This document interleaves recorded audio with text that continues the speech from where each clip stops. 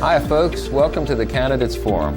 I'm Dave Gallis, your host today, and again we're here with Carol Cooper, the School Board District 5, and Janice Williams, School Board District 4. Ladies, welcome to the show. Thank you. Again. Thanks, Dave. So we're going to solve more problems with education in Las Cruces. So, girls, what is wrong with the Las Cruces school system? And I guess a bigger question is with the education system in New Mexico, because that's where the legislation comes from.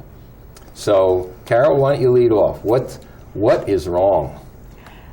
There are two things that are really outstanding.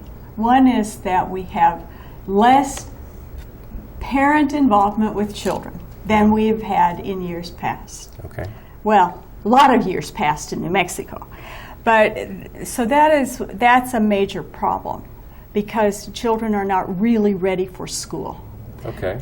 Too many are not ready for school. So the time in the classroom is wasted until those children are ready for school. It seems like the school is now trying to do the job of the parents when they come into school because it hasn't been done at home. That's so, right. Yeah. I mean, there's an effort to ready children who are not ready. Okay. Okay, so that is one problem. Now, there are a lot more children in school now. We, in order to do that, for example, we have 3 and 4 year old children in pre-K, pre-kindergarten, taking up classrooms and needing teachers, and they're there in some cases all day. So there's more demand for teachers, right? Sure.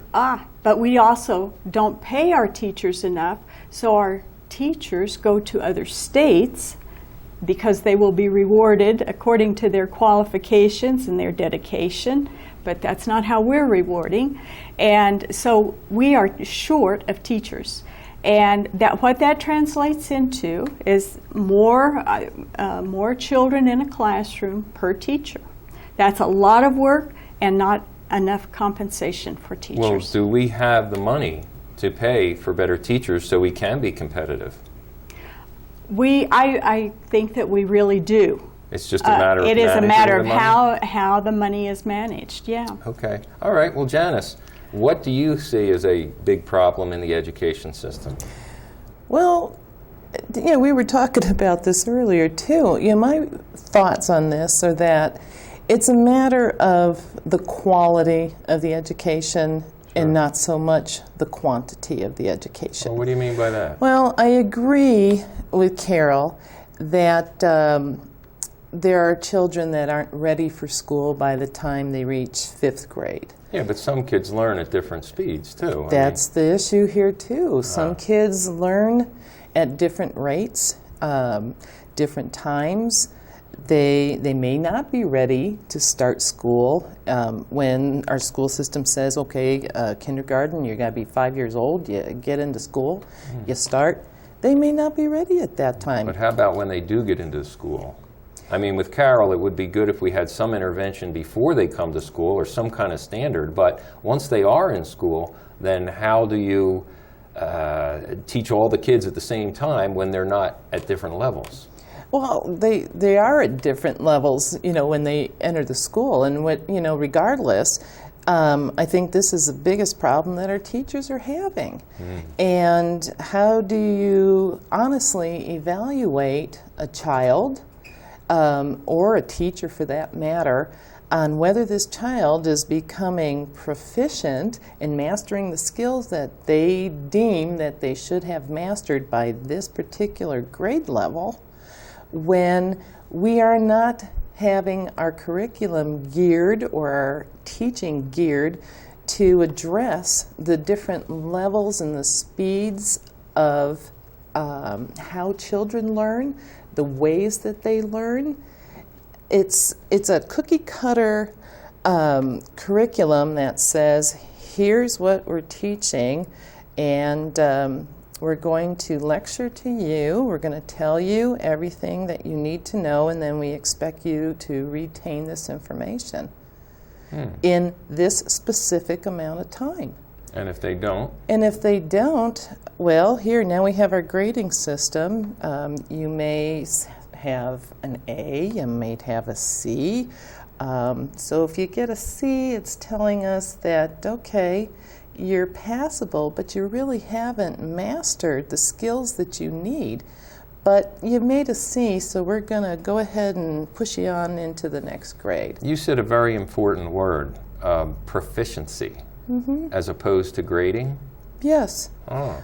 Why are we not measuring our children based on proficiency? Whether they have mastered the skills that they need to master, regardless, you have to master the skill to move to the next level. So why is it we don't have levels, and why are we having grades? I'm thinking, I'm seeing a mass of kids in different ages and different levels of learning coming out into a common hallway and then diversifying into other rooms where the skill level is the same. Wouldn't that be neat? Wow, that would. You know? The kids would like it too, because they're out running yeah. around a little bit, you know, get some movement. Sure, I hear you. I think it's a great idea. Now, so you guys are going to be on the school board that can, how is it that you can make those changes? You can't make them yourself. What do you need, Carol? What's needed here? Well, there is a great deal of collaboration that is necessary to. This is a very complicated situation, I believe. Sure. When you're talking about children and parents and teachers, facilities and so on. So, but ultimately, school board doesn't. I mean, what we would have to do with curriculum is make our observations known. We, as board members, we do represent the people who live in our area. And they may have ideas about how to more effectively teach. So you need parent involvement So for feedback. we need parent involvement involvement and community involvement. Yeah, You sure. know, I think we need all of those people to give their input. Why do you think that there is about no... what needs to be taught and how it needs how it should be people presented how it can be presented in a to way where that we learn. everybody succeeds. Every child, you know, they succeed, but it doesn't matter if I'm a little slower and I don't learn as quickly as Carol does. Sure. Okay, then I will remain here until I grasp the concepts. Then I can move on. Now, Carol may have already moved on, but I'm going to catch up to her eventually. You know, or I may not, but it's just a matter of time. Let's take out the whole variable of centering our education around a time limit. Or testing. Or even testing, but even the time limit. It's like, okay, here's your time limit. You are now 5 years old. You are going to school. Everybody who's 5 years old at the same time you are, you're all going to school. Well, I can remember some kids So when I was not going to ready. school, if they were not doing as well, they were crushed. Oh, yeah. Because their scores were bad. And I thought, you know, I think now as I'm older, maybe an older student that is proficient in that one particular subject could do some mentoring with the younger student and then gain some credit as the older student somehow. I don't know, not necessarily what payment, a but great way for children to start building lasting relationships sure. through mentoring, even Sure. with other students. oh, the younger student, the less proficient student would feel as though they have a big brother or big sister Somebody's helping. looking out for Yeah, them. and the older student would feel as though they're stepping into a leadership role. So yeah, that would be great. But how do you get the community and the parents more involved? By talking about it, just like we're doing. Okay, Yeah, fair enough. Yeah, talk with it. good- They with- need to attend board meetings. You Yeah. know? Well, that's true. voice their opinions, but you know, we do hear constantly parents are not happy with our school system. Nobody's happy with the school system. Then they got to get But involved, who's got the folks. suggestions to change it? Right. we have some ideas. We'd like to throw those out. You know, that these are ideas that we have that can make our schools better. Sure. That we can make these a place that, you know, kids love to come to learn. Boy, wouldn't that be something? And not just kids. And it's parents. I mean, the whole neighborhood. We all are constantly learning, and if as adults we demonstrate that we love to learn, then our children are much more likely to be excited about it. Good point. Very good point. Yeah. Wow. So getting the parents, getting the teachers. Now, have you guys interviewed different teachers, and what's the feedback from them? Were they frustrated? Are they happy with the system? I'll let you go first. Well, you have more recent. I've talked to a few. I had such a nice time at the fair. I got to visit with. I talked to lots of parents, several teachers, and even a curriculum coordinator for her school. And we talked to but not in New Mexico. Actually, she is from El Paso. She might have some good ideas. They've involved their community. They have some. They call them parent colleges, and and they have classes all the time in their schools, in their individual schools. And for the parents? For parents to come and learn about things that they have wanted to know more about, or they just didn't learn those things when they were young.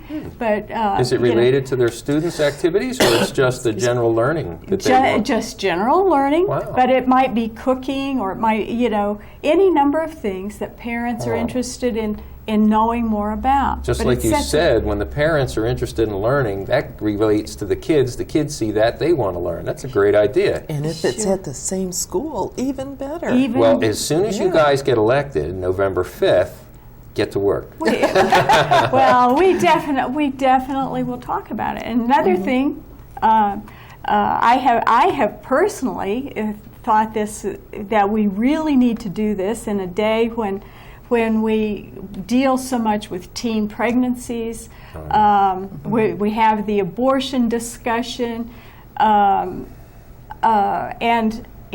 we have children coming to school not ready for school. Right. But why don't we, in our life skills classes, why aren't we teaching them and having them interact with very small children, babies, all of the things that are necessary for life experience for new parents, and cause young people to say, I am not old enough to be taking care of a baby. I've got to learn a lot of other things, and so I will be a little more careful with dating, and not get into a situation that is going to ruin or certainly postpone learning to a way later time. Well, we're going to take a short break. Okay. We've got a lot more area to cover. So, I really want to get into the issue of, mentoring for the immediate future, teenagers or whatever. So what are the repercussions of premarital sex and children that weren't planned, so things like that. So we'll come right back, folks, so stay tuned. We've got a lot to cover. We're going to fix the school system, starting with Las Cruces, so stay tuned.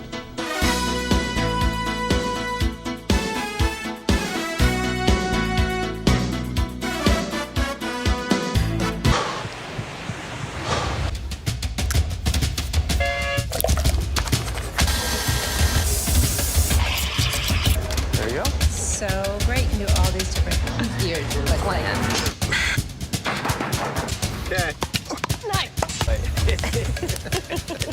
Guys, not all.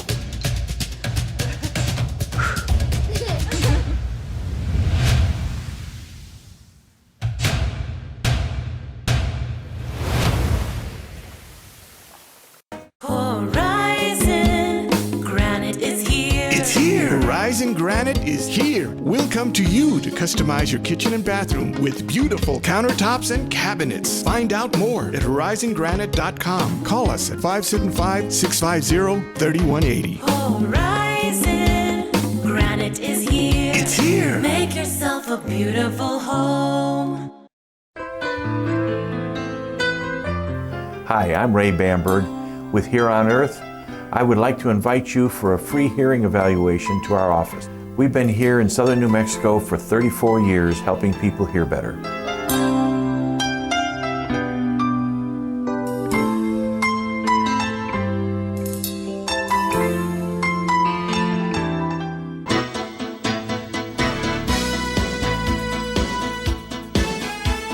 Hi folks, welcome back to the Candidates Forum. I'm Dave Gallis, your host. We're here with Janice Williams, School Board District 4 in Las Cruces, and Carol Cooper, School Board District 5. We're covering a lot of area, a lot of good ideas. I hope these girls get elected because they can make a change. And correct me if I'm wrong, but New Mexico is number 50 out of 50 states at the bottom of the barrel? At the bottom. Wow. I mean, we can't do anything. Well, I guess we could be worse, but we can only improve. And you've got a lot of good ideas. Now, we were talking before about curriculum. That seems to be a very big issue.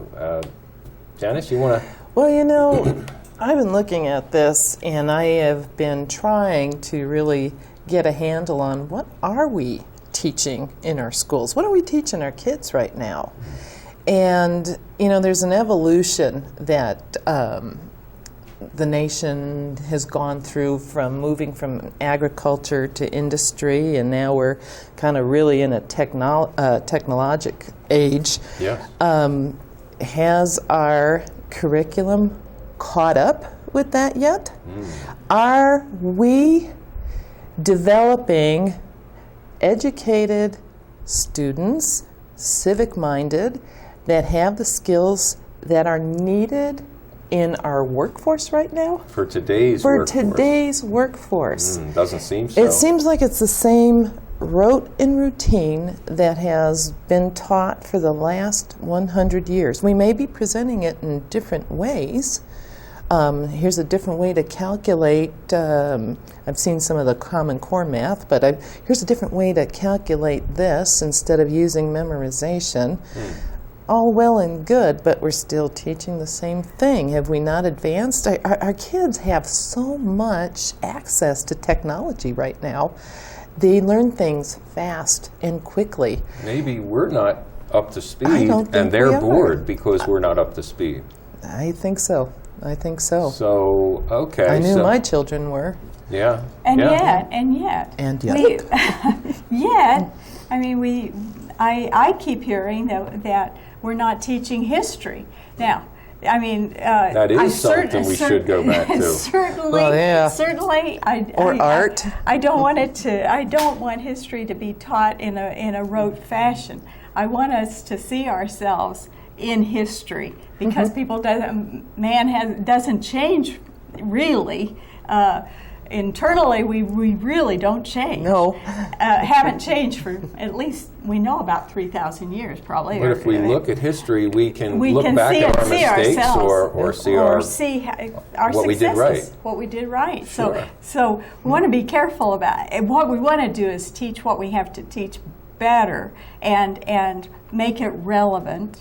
Well, it's got to be to- relevant to the workforce. It's if you think about this too, businesses. You know, we are the ones that are hiring people, and we used to demand that it was at least a high school education for you to do this job. Right. And then, as time has gone on, we have realized that students coming out of high school aren't quite prepared for the real world. We're spending a lot of time training them. Well, now, I don't have this time as a business owner to be training you and expending all this money. I'm just going to require now that you have a higher education. That way I don't have to train you as much. I don't have to expend those dollars. So what are we doing? Are we not producing someone coming out of high school that's efficient enough to go to work in the real world that we have to send them to college? You know, maybe they don't go to college. Not everybody's a scholar. Oh. There's got to be other options for there's these trade children. schools. Trade schools Sure. or vocation. But what's your passion? What's the interest? Are we exposing our children to enough of that so that they have decisions made by the time they're in high school and ready to, you know, that old saying, and we were talking about that the other day, what do I want to be when I grow up?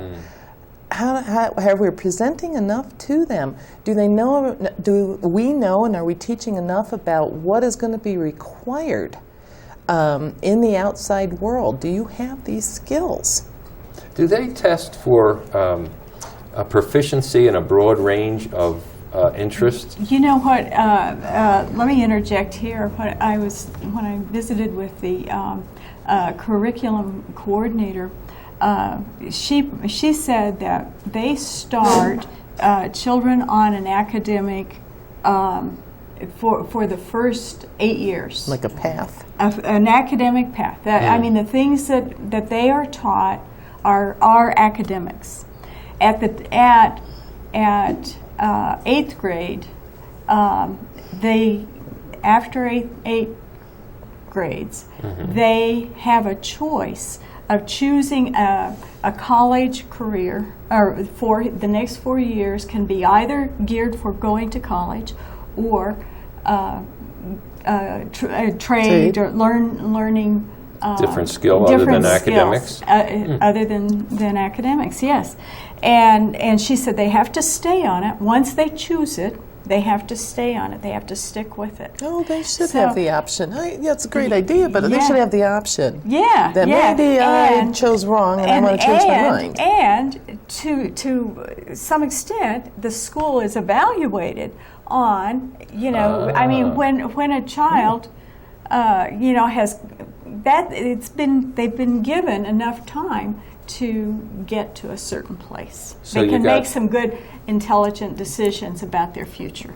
So, and I think it's very important that the school is evaluated. Now, I don't know quite how to do that, but how about we have unions that protect the teachers now, but sometimes I think they're protecting the wrong teachers. You know, if you have a teacher that isn't proficient or, you know, where school isn't proficient, at what point? Now, you guys actually, from the board, you recommend or actually elect the superintendent, who then in turn makes decisions such as who's a good teacher, who's a bad teacher, other recommendations. So, I mean, to me, that seems very important. Oh, And I would absolutely. like to know more about it. I don't know as much about how what that testing is like, and you know, I mean what The they're really evaluations. what the evaluation Yeah. is for teachers really Well, we looks just like. hear that, you know, and we hear, and some of the teachers too that we have talked to have said that they don't feel that they're being fairly evaluated. And the reason being, I think, is that there are so many socioeconomic issues that are affecting their classrooms. And I think it's also too this this child's learning at a different rate. This one has that was your different. earlier point, Just yeah. the earlier point. This one has is way beyond. This one may need something else. Who knows better than the teacher what the broad range of students she has or he has there, and how to evaluate them, and like you were saying too, move them into a different area until they reach that proficiency. So if the teachers don't feel as though they're getting a fair shake, and I'm you know, I'm kind of critical. I'm thinking, well, there are some teachers that shouldn't be teachers. So is there a way Well, to that- identify that? Well, that's the difficulty here. Well, but if if you are supposed to, your job is to make sure that this child is proficient in this particular skill.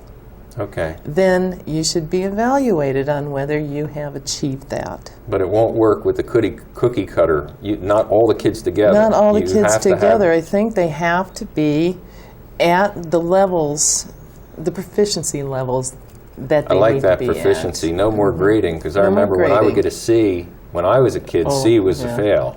it's not an F. And I was crushed when I got the C. I got an and A. It was Mom great. and Dad telling you, hey, if you don't I get all had A's, to you're sign going my to be... parents' signature quite often. Well, not too often, but once in a while. Well, we're winding down to the end of the show. We got a couple minutes left. So let me give you each a minute to kind of sum up what you would think your most important thing and a possible solution.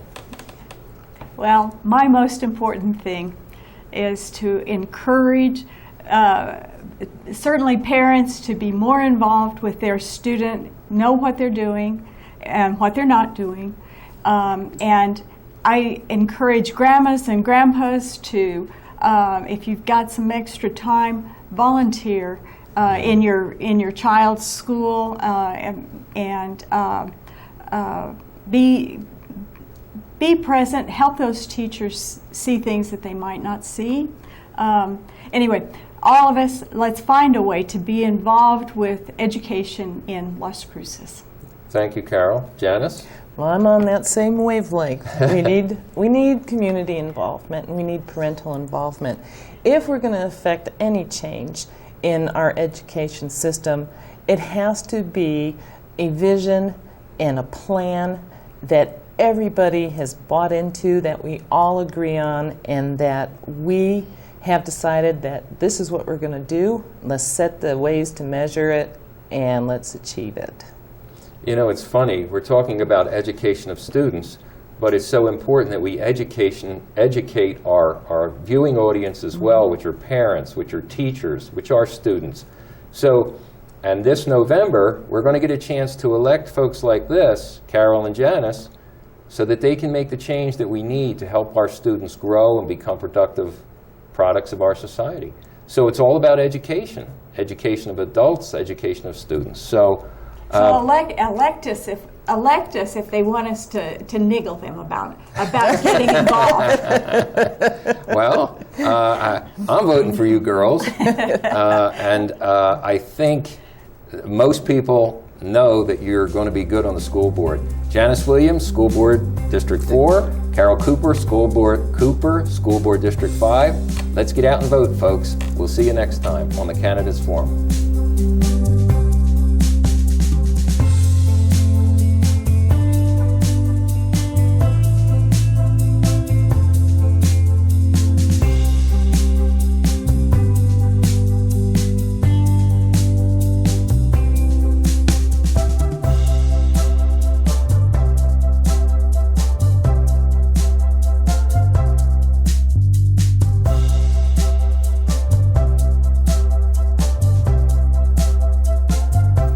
I am Carol Lynn Cooper, and I approve this message.